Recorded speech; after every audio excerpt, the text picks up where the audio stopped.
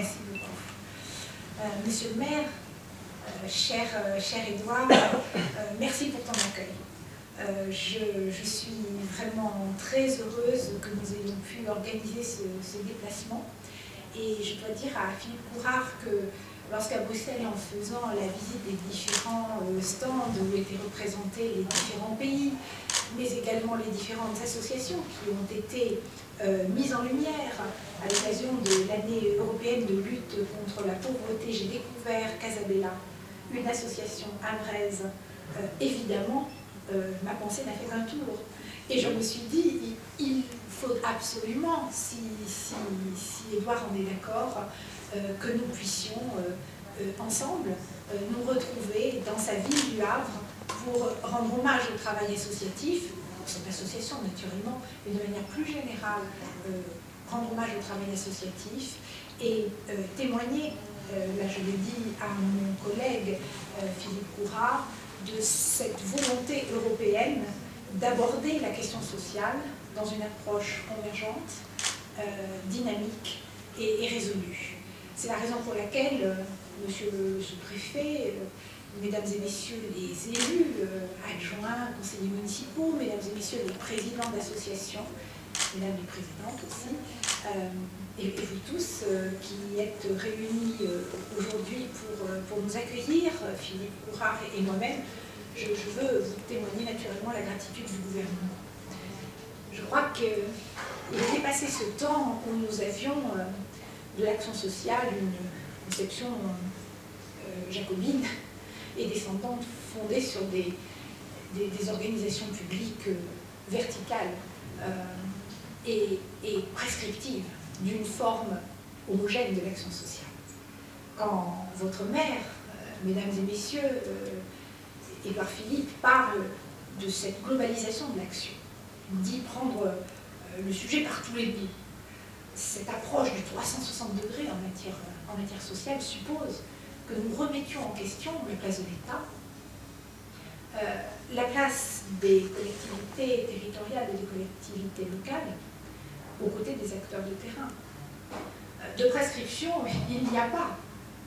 Si nous ne partageons une vision de l'action sociale fondée sur des objectifs quantifiés, identifiés, et se fondant sur l'analyse des situations qui sous-tendent effectivement ces situations d'exclusion sociale que nous devons constater. Alors qu'est-ce qu'on constate en Europe de manière générale, en France en particulier? C'est que nous voyons émerger de nouveaux visages de la pauvreté. On a parlé des sans-abri. C'est vrai qu'ils sont nombreux, trop nombreux, et que chaque hiver, quand nos compatriotes regardent le 20h, c'est le désespoir qui les saisit naturellement de voir que, comme l'année précédente et comme l'année d'avant, le même profil, le même visage se retrouve sur un banc et qu'on essaie de le convaincre nuit après nuit, grâce à une maraude, d'aller se mettre à l'abri du froid, alors qu'on sait que le lendemain, il reviendra sur le même banc, confronté à la même détresse.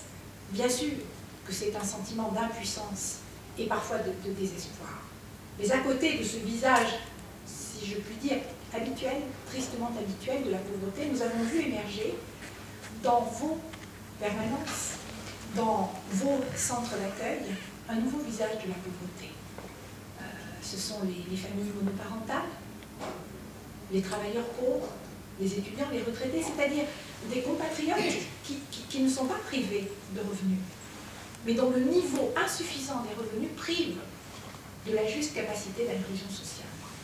Et ça interroge naturellement nos organisations publiques, que de constater que grâce à l'aide alimentaire, par exemple, ça sera le deuxième objet de ces déplacements, on arrive à solvabiliser une famille qui ainsi peut continuer à payer son loyer, peut payer sa facture énergétique, parce que les 30 €, 40 €, qui correspondent à peu près à l'aide qu'on lui attribue, l'aide alimentaire qu'on lui attribue, ferait défaut à son budget et ferait qu'elle décrocherait ou qu'il décrocherait de sa responsabilité et du paiement de son loyer, provoquant ce que l'on appelle maintenant les accidents de la vie. C'est-à-dire cette espèce de phénomène qui déclenche ensuite un autre phénomène plus grave, plus complexe, et qui aboutit à la fin d'un parcours erratique, à l'exclusion déterminée. Alors même que nous avons, on en parlait avec Édouard dans l'ascenseur, on se disait quelques mots là-dessus, c'est vrai, de véritables arbitrages budgétaires complexes aujourd'hui. C'est la même chose chez nos voisins belges, qui ont trouvé un moyen original de nous vendre pour l'équation. J'espère que ce n'était pas une opération de marketing virale, mon cher Philippe. Mais bon, pour autant, nous avons une situation de tension de nos finances publiques qui nous conduit à des arbitrages difficiles, parfois extrêmement douloureux, dont on peut craindre, parfois, bien qu'ils n'aillent s'effectuer sur le champ social où il semblerait que les priorités, parce qu'elles sont un peu plus diffuses, suggèrent des économies de moyens. Face à cette situation, je veux dire que nous devrions prendre l'habitude de raisonner, un peu comme le fait l'entreprise, en coût de non-qualité sociale. Car alors nous mettrions en face de la dépense sociale les conséquences qu'un arbitrage différent aurait pu avoir sur nos équilibres généraux. Tout ce que nous ne résolvons pas par l'inclusion naturelle de nos compatriotes, nous le retrouvons sur nos finances sociales et donc sur nos finances publiques par des surcoûts, sur des opérations longues, désespérantes, et qui, à dire vrai, ne résolvent pas sur les longues périodes les situations. Alors tout à l'heure, quand Édouard, tu m'as dit qu'une visite, un déplacement d'un membre du gouvernement, quand c'était bien organisé, se mesurait au nombre des dossiers et ensuite au nombre d'arbitrages. Et tu m'as dit qu'il m'appartiendrait de placer le curseur. Je ferai de mon mieux, sans baguette magique. Mais bien sûr, parce que ça vient de toi, je ferai de mon mieux. Mais je suis aussi venue avec ma liste des courses. Et dans cette liste des courses, il y a un souhait de partenariat. Il y a un souhait d'expérimentation sur pas mal de sujets. Tout à l'heure, je l'ai évoqué dans ton bureau, l'importance des pactes territoriaux d'insertion, mais il y a d'autres sujets. Et en particulier sur cette difficile question des accidents de la vie, que je vais initier dans les semaines qui viennent.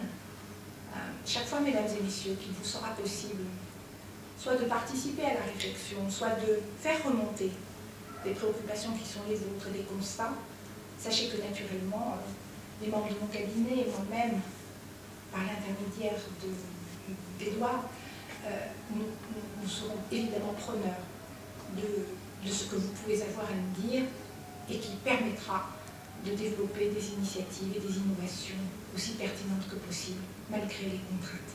Alors, je veux, avant tout cela, vous dire ma gratitude pour ce temps que vous allez nous donner, d'abord à travers Casabella, puis à travers l'épicerie sociale, et puis ces échanges qui, évidemment, ont lieu tout au long de cette belle après-midi, dont je veux dire moi aussi, qu'elle est ensoleillée, et que la vue du 18e étage donnerait terriblement l'envie de rester plus longtemps. Voilà, merci à vous tous de votre accueil et des échanges qui j'en suis. Merci.